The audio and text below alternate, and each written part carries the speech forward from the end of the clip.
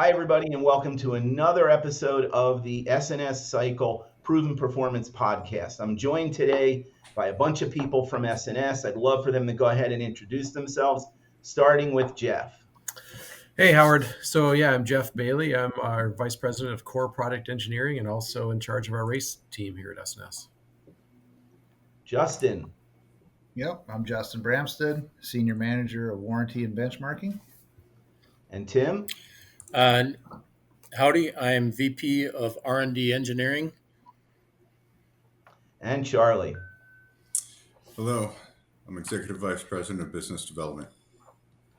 So for those of you watching, this is a big deal. We've got all the people that should be working and doing S&S stuff here recording a podcast, but we have a great topic today. Today we're going to talk about the V-Series engine from S&S or the EVO from Harley and the impact it made on the industry.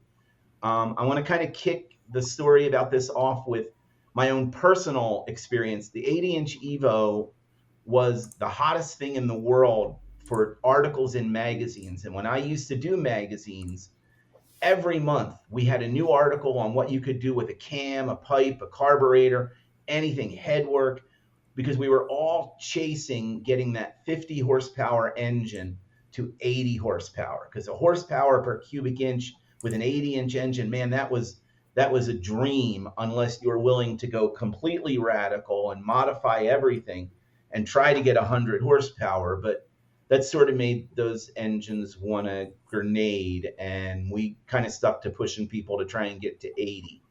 And it was a fun time because every week there was a new cam, a new pipe, a new something, and there was no internet. So you didn't automatically know what that was going to give you because you were able to look it up. So it was kind of a fun time. Charlie, I know you were pretty heavy in the industry at that point. What do you remember about it? So when EVO came out, I was a kid. So I grew up riding shovel heads and stuff. And what I loved about the EVO was, first and foremost, the amount of power you could get out of it with minimal effort compared to what we had to do on the shovel heads. So to me, the ease of working on it, once I got used to the fact that you had to take the rocker boxes off to get the heads off. So my first experience there was kind of comical. I was working in a dealership as a kid after school in college. It was the first time I got to put wrenches on an EVO. And I'd do base gaskets on it. The service manager hands me a work order, put the bike on the lift, and I'm looking at it. And I walk back over to him like, how do I get the head bolts out? And he looks and he's like, what the heck are you talking about, kid? He's like, what do you work on? And we had a bunch of old police bikes from the Massachusetts State Police Department in the corner that needed work, and like those. So he made me take the EVO off the lift and handed me all these shovel heads that other mechanics wanted to work on. And then finally one night after work, I had asked Rocky, another mechanic there, to please show me how to work on the new stuff, because I knew how to work on the old stuff and it was always pretty invasive. So that was kind of my intro. Anybody else? Yeah, I'll jump in. So when I started here at S&S, it was 1999, which is really we all know the tail end of the factory EVO engines. But a couple years later, I was given the project to do the 145 cubic inch engine, we started that project in 2002, finished it in 2003 to celebrate Harley's 100th and S&S's 45th. And came up with this idea to build this massive 145 cubic inch EVO engine. At the time, S&S was making tons of V-Series or EVO style engines for the custom bike market. And to come up with, Howard talked about it being an 80 horsepower engine, but the 145s with the big B2 heads, they would realistically make pretty easily 170 to 180 horsepower. I know people made more than that, but that was kind of the, top of the peak for the EVO engines. There's probably bigger EVOs that were built out there, but as for a production engine, 145 cubic inch engine, you could buy right from S&S. That was a pretty special project to be a part of. Yeah, it's also terrifying. Yeah. Justin, what about you before we ask Tim? Because Tim's got a great story with this. Likewise with Jeff, I started in 99, came out of MMI, college, whatnot. And I kind of skipped right over EVO in 99 because we were starting to work on a lot of twin cam stuff. But we also had just had our 40th anniversary with our 110 inch motor, hand ported heads. It was kind of a big deal following up from like the 113s, 107s, 100 inch stuff. And I didn't realize it when I started, but like a complete engine was a relatively new thing for S&S at the time. And so for S&S, getting to a complete engine from short blocks where you just had rods hanging out of a case to a fully assembled engine, cylinders, heads, everything. It totally transformed S&S from, just a aftermarket parts place to a complete engine, manufacturing facility. So and it grew from there, of course, because we kind of developed that aftermarket power plant for a lot of what then became OEMs for S&S. Yeah, we Titan, still have that first. the old names. We still have Go that ahead. first complete test engine sitting down in our museum. That first complete S&S engine. Mm-hmm. Wow. Yep. And there are 110s out there floating around, and I don't know, it evolved into shovel head complete engines and everything else. So for us, it was a huge milestone as a company. Yeah. Hey, Tim. Yeah, and a little fun fact on that. So our actual first go was an unassembled, and it was the Cincinnati motor. It was a 3 13/16 bore, 5-inch stroke, 114 with STD heads because we didn't even have complete assembled heads yet. We had cases. There were ductile fin cylinders. And then once we did that, and there was some pretty crazy demand for it, it was like that was the biggest motor in the day when we did that. That was kind of the impetus to what was next. So I can share my background with the EVO series engine. Starts a bit earlier than these guys. I got recruited out of school directly to work at Harley-Davidson. I was recruited in the fall of '86. And, conversion and testing and the development of EVO was kind of still on the box. And we were converting, what platform, FLT, FXR. Eventually there would be a Dynaglide, but the conversion of iron to Evolution style was all happening on the Sportsters. And what I can tell you is that there was an excitement in the company at that time. It was much smaller engineering department, more similar to what S&S has been, and a lot of focus on how do we make this next generation of engine? How do we build a lighter, better, stronger base? And ultimately, there was some conservatism that was built into that engine that ultimately allowed aftermarket performance companies to be able to pump up the engines and deliver the performance aspects. So through intake systems, exhaust systems, and so on. But I think, Harley at the time was looking at what do they need to do to launch a conservative OEM product that works well. The focus on leaks, weeps, and seeps to just fundamental things like keeping the oil in was all part of the game back then.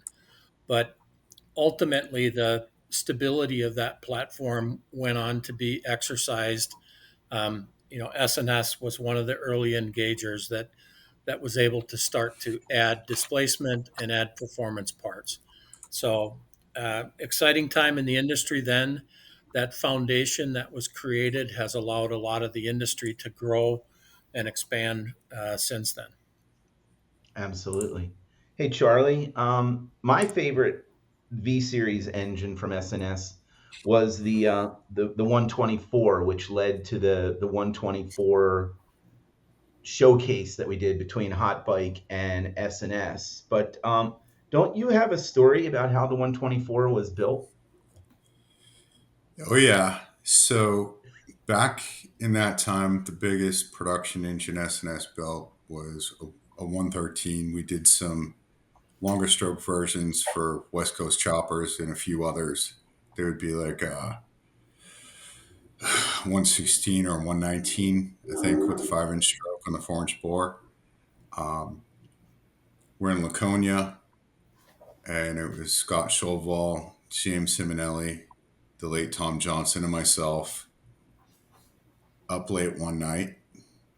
Might have been some whiskey involved. And for those that know Scott Schovall, he always had a watch calculator. So we're drinking. It was wee hours of the morning, and the big displacement motor back in the day was Merch. And everybody wanted to have something bigger, even though a good leaned on 113 would make more power.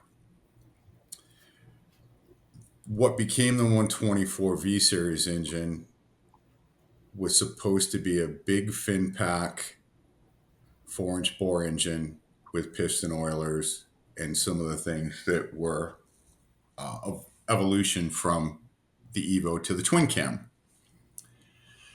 And in our infinite wisdom, with alcohol added, we concluded that the motor needed to be bigger. So we took it upon ourselves and kind of pivoted and went a little rogue. And then we came back for a design review meeting with Ken Smith, and prototypes were ordered, things were in process. We have this review meeting with Ken.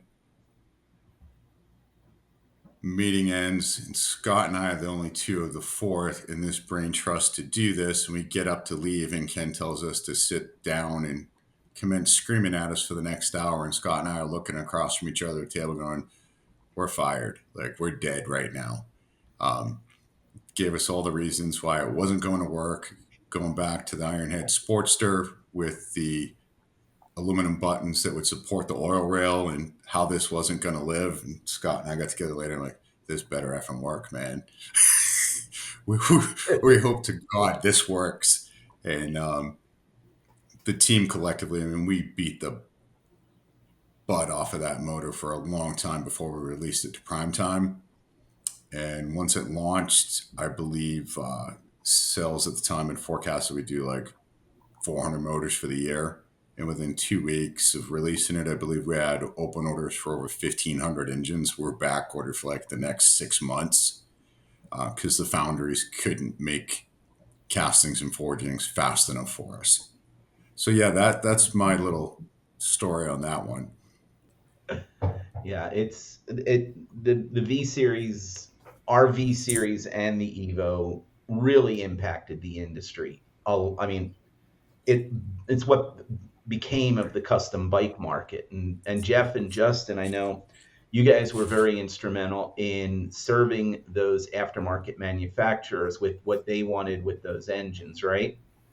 Mm-hmm. Yeah, and I was going to say, listen to Charlie talk about the 124. The 124 just isn't a bigger EVO. It's got a ton of upgrades in it that kind of bridge the gap between EVO to twin cam with the pressed together flywheels, longer rods, bigger fins, piston oilers, different oil pump, and what else am I forgetting, guys? Compression releases are all part of that. Compression releases were huge. Yeah. Yeah, there was a lot of upgrades. I oversimplified that, Jeff, but it was like at the time it was the thing. And then going back to the 145, what Jeff's being very humble about is we came up with the plan, kind of said, yeah, we're going to do this. And then Jeff was handed the ball, go, okay, figure out how to make it. Yeah, I think would we give you 6 months? I think it was 8, but from there to Daytona, whenever I started, but that was new cylinder head castings, new cylinders, new intake manifold. I don't think at the time we'd ever done a fuel injected production engine. So that was one of our first fuel injected engines. So there was all sorts of problems to do it.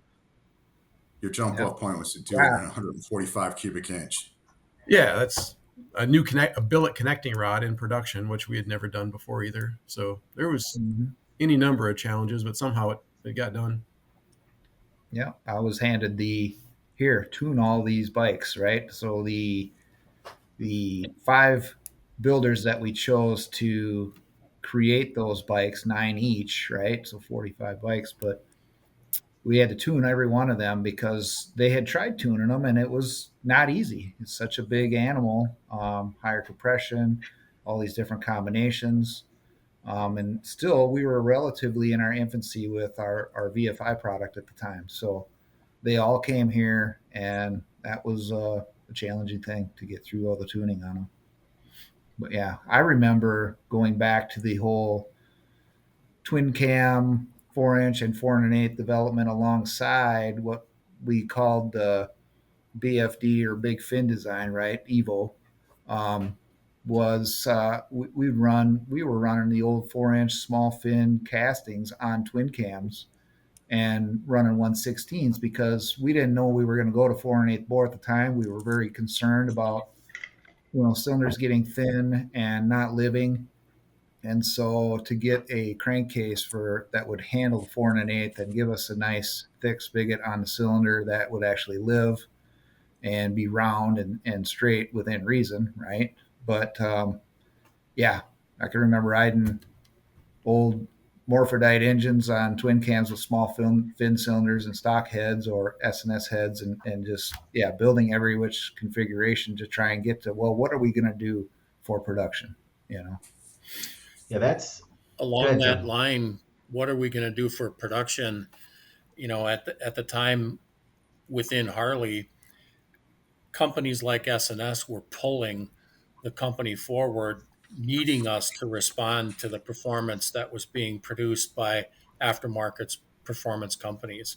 So it just kept the tension on because of what the customers wanted, and kind of the tip of the spear being done by the performance companies, by S&S leading the way on aftermarket performance parts, force the OE to respond to that and continue to improve the engines in both reliability and performance.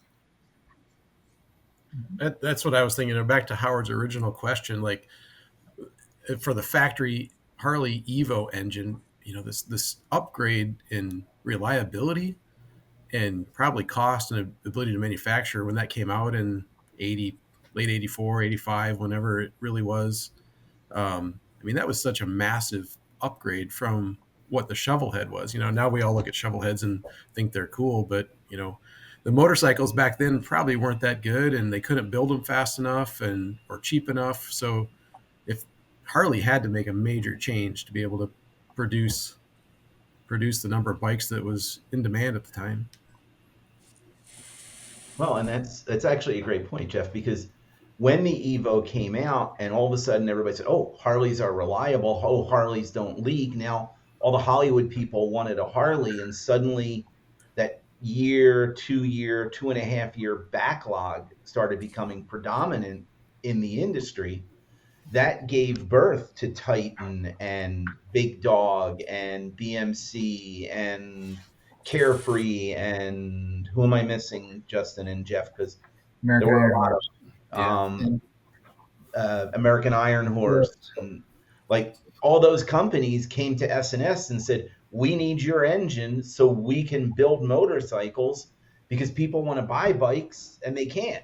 And that a whole other industry was born in that production custom where you got the shiny bits and the bigger engine and the fancy paint, and you didn't have to wait 2 years to get a bike to give it to a builder for 2 more years. Mm-hmm. Yep. Mm-hmm. But what I was going to ask of Justin, Jeff, and Charlie, obviously S&S does a lot of on-road testing. During the development of all those engines, anybody have any fun stories riding those bikes anywhere or taking them to drag strips or any stories like that you might want to share? Me and Seminelli were traveling across the United States, and we had a crankcase that we were just developing. Of course, as a prototype, earlier stuff, sandcast, and this thing was leaking oil, and we needed to get miles on, and so we couldn't see where the oil was leaking, right? And we had pulled into we were heading to Laughlin, right? And we had pulled in once we got into town and washed the bike, and we actually used the Castrol Super Clean and destroyed every polished component on that motor, and of course the castings were all oxidized and whatnot, but coming home, I mean, we would have to stop and add oil, but it ended up having porosity in and around the tappet block area, kind of hidden behind the tappet block. And we, while we're on the road, I'm pulling push rods out and changing gaskets and O-rings, and we're thinking it's coming, so you're going through all that stuff and on the road. And I can remember, coming through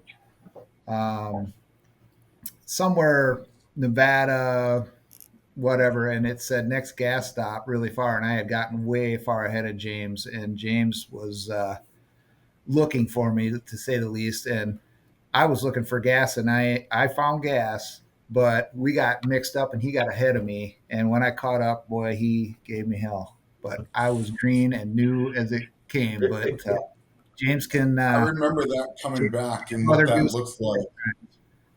Yeah, been there.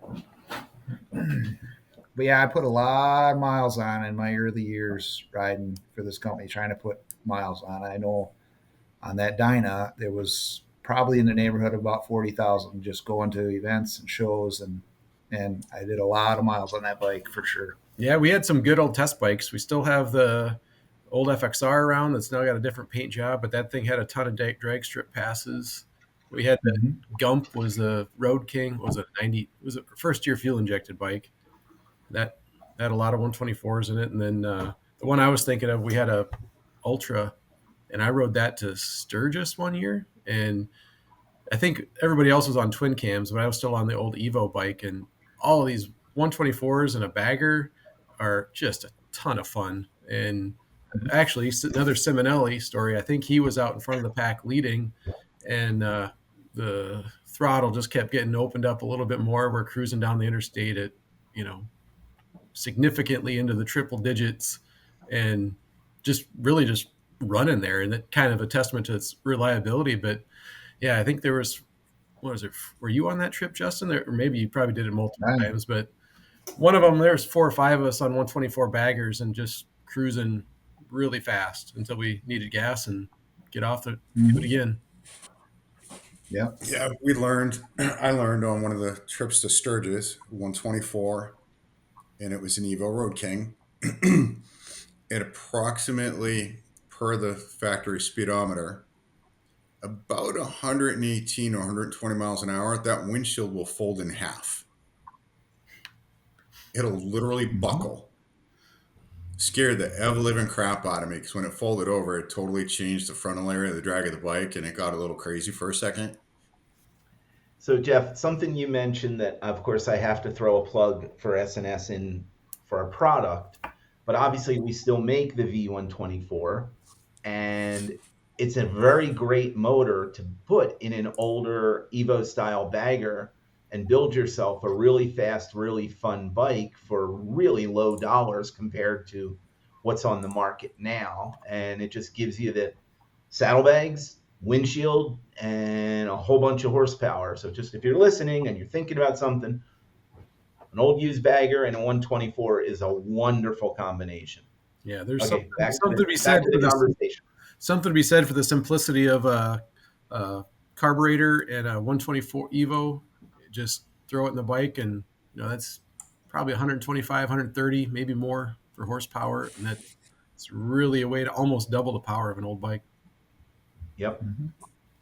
And you can buy used old baggers for $4,000, $5,000 these days. Can't buy a new M8 for that. How about Tim? Do you ever have a chance to ride bikes back at the factory during testing, or have any good stories that the statute of limitations expired on? Oh, there was a lot going on then. And, I think product development, we had if you will, a library of bikes. And honestly, everybody rode. There was a ton of riding was a normal part of it. But one trip I can share a little bit, when Dynaglide was launched, the first 5 Dynaglides off the assembly line and 1 FXR, I was part of the rider team that took that. And the idea was to put 8,000 miles on the vehicle, and as a check for launching that. So the first day we rode to Talladega, and I'll tell you the second day, each of us rode 1,000 miles on the tri-oval on a Dynaglide. We rotated, we had 6 riders, and we rotated off. You rode a tank of gas, you got off, you had something to drink or eat, then got back on. And in a single day, we put 1,000 miles on each of those bikes, and then rode on down to Texas and back. And it was a kind of a last minute validation of the EVO in that application and what was going to happen. So it was a ton of fun, good stories. It happened to be Mardi Gras, so there's a couple of things that happened in Mardi Gras when we went through there, but suffice it to say there was good food and some beverages consumed. And now motorcycles are a ton of fun. And when you can take that and pump it up a little bit, it's a little more fun. So, Hey, Tim, you mentioned Dyna and FXR in the same sentence. yep, I have to ask, yep. did they discontinue the FXR and go to the Dyna because the frame was less expensive to make? Is that true? Statute of limitations has got to be over. Sure. No, a lot of the focus on Dynaglide was, manufacturability improvements. And frankly, was there an opportunity to, in the interest of cost, could there have been a base frame that would have also stretched to FLTs built out of the Dynaglide style? But the primary driver of Dynaglide was Willie G, and the styling associated with having the frame buried and the real live components, a motor and wheels showing. And there always was an angst against the triangle on the FXR, though from an engineering side, we always knew that just meant strength. So I think the debate continues today on whether to build an FXR for performance or a Dynaglide. And, the compromises that were made for styling were debated long and hard. But ultimately having it look right and the more production, type welding processes that the Dynaglide made possible allowed that to move into a preferred place from a product. So they ran in parallel for a while, but eventually the Dynaglide won. So handling wasn't a measuring stick? Handling, it was. And I'll leave that one sit there for the people that have ridden both. But I'll tell you, in the validation ride and in years following, I put a lot of miles on Dynaglides. But before I did that, I put an awful lot of miles on FXRs, FXR SPs, and then honestly the RT, because people didn't want to check the RT out. I was a young green guy, and I didn't mind. It was a motorcycle, and I got to ride it. And, it had bags and a windshield, so it was better in some ways. Yeah. If only you would have put one of those in your garage and kept it. Kept it. Yeah, there were.